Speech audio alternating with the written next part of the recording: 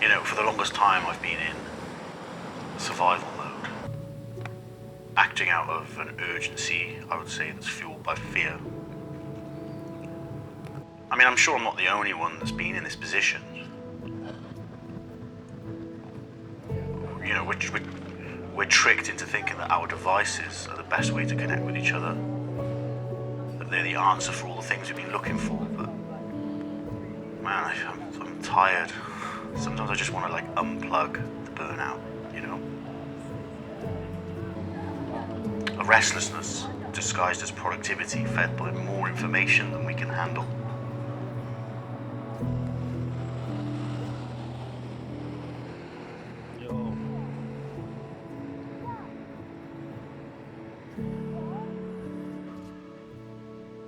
Like nights at battle, we take up our vices and soothe our pain while trying to get by in life. And continuing this way can only lead to one thing: burnout. But sometimes I think,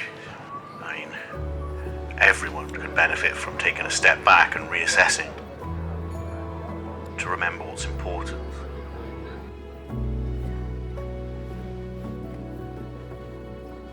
We need to see the bigger picture.